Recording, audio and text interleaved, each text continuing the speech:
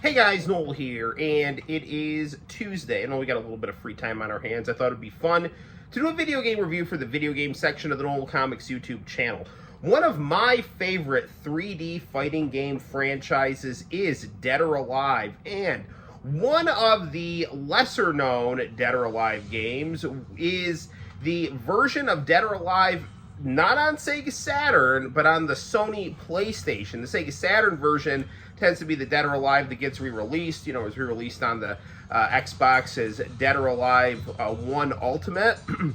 But if you play the PlayStation version of this game, it's actually got a very distinct PlayStation flavor, because what Tecmo did is, rather than port the Sega Saturn version over to the PlayStation, they basically just from the ground up built a version of Dead or Alive that is complementary toward the PlayStation's strengths, which would be things like light and shadow and smooth polygonal graphics, as opposed to the very smooth, high-resolution Virtua Fighter 2 style graphics that Dead or Alive 1 had on the Sega Saturn. So without further ado, let's set the age level to 1999, crank the bouncing up, because we are going to play Dead or Alive 1 on the Sony PlayStation.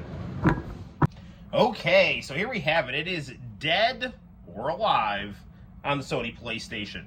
Okay, going to go to our options mode here. This is the Japanese version of this game. As you can clearly see, there is a lot of really, really beautiful aesthetics right here.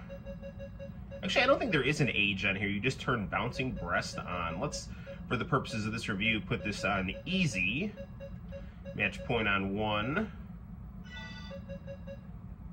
You can actually change the wallpapers if you want. This is the game that introduces Hulk Hogan, aka Bass.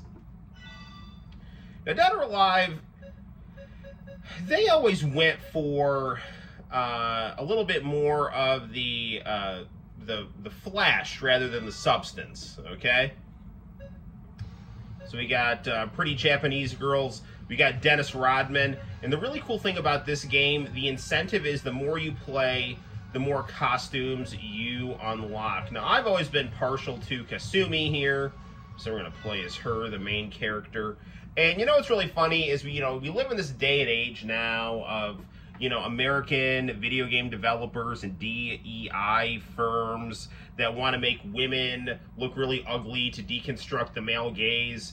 But really here, if you want male gamers to really see the value and strength of women, make them look pretty, and then they're, going to be inclined to see what they have to offer.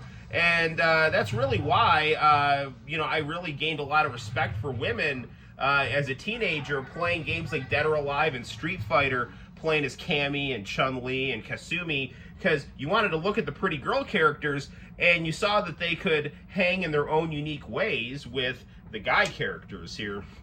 So, you can't have the male gaze and female empowerment. So, that is what it is. Now, this game here, like we see, very, very well done, shaded and high-lit, smooth polygonal graphics, very crisp. And unlike the Sega Saturn version, they had these very specific static pre-rendered backgrounds that complement, again, the strengths of the PlayStation. This game is got the classic Dead or Alive style here, so you can counter, you can punch, you can grapple. Now, the thing about Dead or Alive 1 is when you, rather than doing a ring out, there are booby traps outside the ring, pun intended. You, rather than getting a ring out, you basically throw your opponent into a minefield, and this is what happens. Music on this game is solid. Very good, very good. We're going to fight Bruce Lee.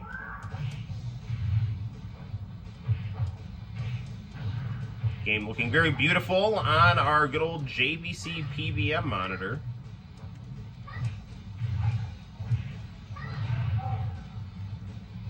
Now, this game is particularly tricky to emulate because it uses Redbook audio, and a lot of the PlayStation emulators on things like the Super Console X or on the PlayStation Mini A lot of the games with like Red Book audio, a lot of the time the audio just doesn't come through, and Dead or Alive 1 is one of those instances.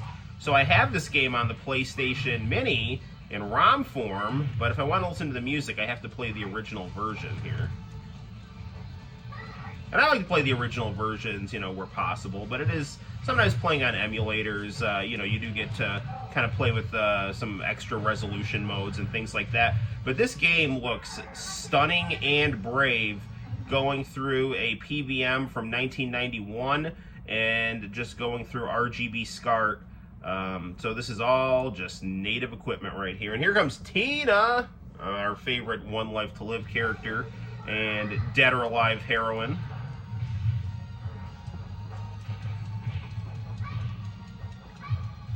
I love that song she gets in, was it Dead or Alive 2, where it's like, Tina!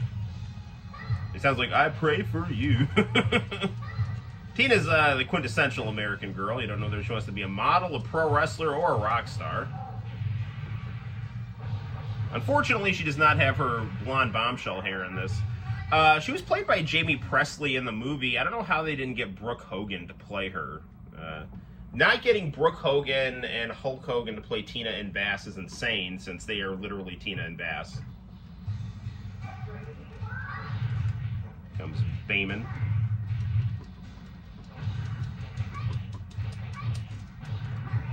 Oh, what? That's not good for anyone.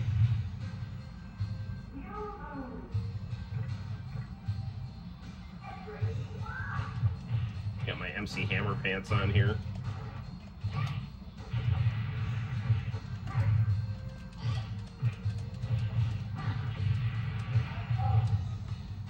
Bayman is giving me the business here.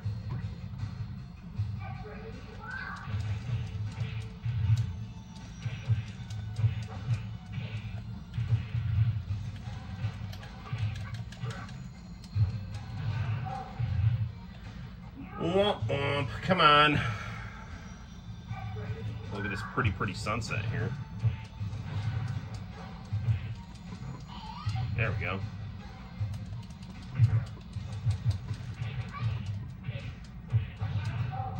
That'll do it.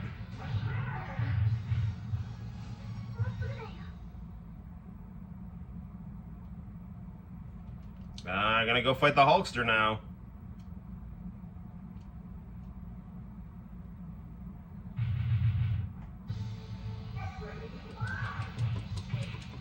I also really like how in the Sega Dreamcast sequel to this game, they gave him his Hollywood Hogan appearance.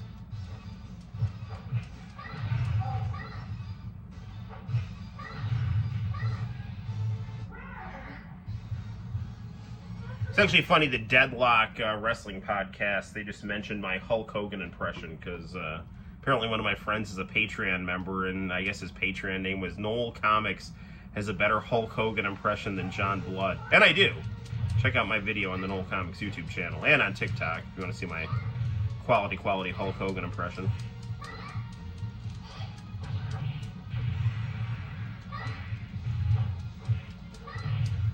It almost looks like that graffiti. It almost kind of reminds me of fighting vipers in the background.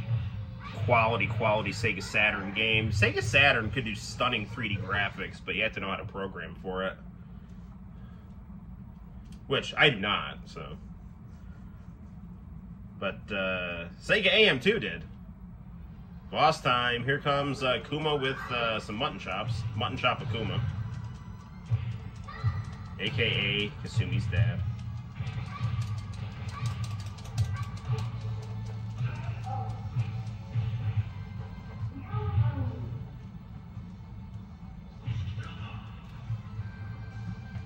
Great iconic boss music here.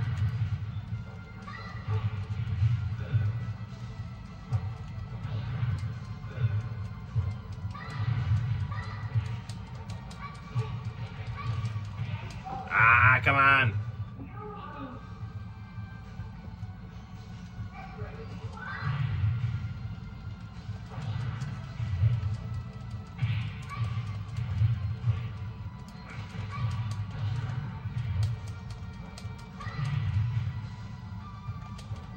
Ah, I almost had him.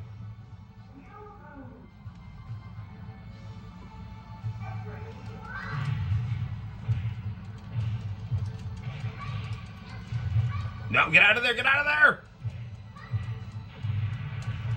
I'm in the minefield!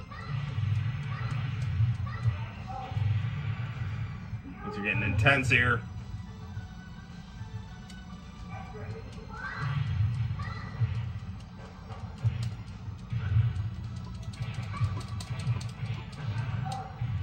This is getting worse before it gets better.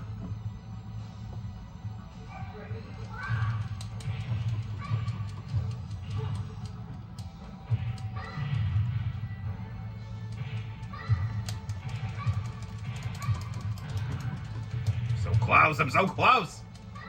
Got him, alright. Take that, Dad. You don't understand the young people.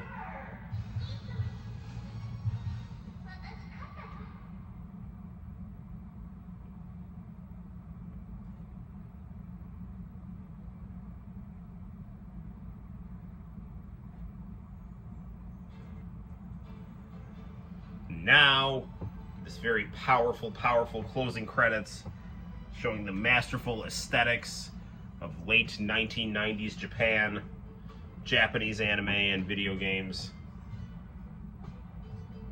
This could be like the closing credits of a, you know, powerful 1980s drama. Also, you know, if the Dead or Alive characters wrote their autobiographies, these would be the pictures on the dust jacket on the back, you know. Or if they were starring in a soap opera, these would be their headshots, you know.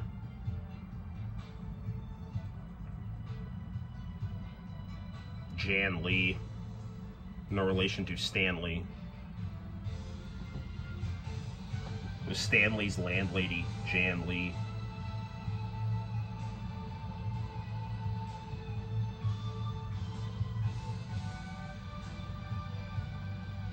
See, like, you can be pretty and a female protagonist. You don't have to have a jaw like mine to, you know. And I don't understand. I mean, I do understand. They want to destroy things that men enjoy because that would be deconstructing male hegemony and patriarchy, but, you know, it really is just destroying the video game industry because the primary, you know, people who play video games are men, and they like to have their own version of fan service with that. Not just have to be exclusionary, but there it is. Dead or Alive. On a scale of 1 to 10, I give Dead or Alive 1 on the Sony PlayStation a 1999 out of 10. It's amazing quality stuff. So there you have it, guys. Till next time, my name is Noel. You take care, play lots of PS1 games, and I will see you in the very near future on the Noel Comics YouTube channel for more video game review, fun, and excitement. Bye-bye.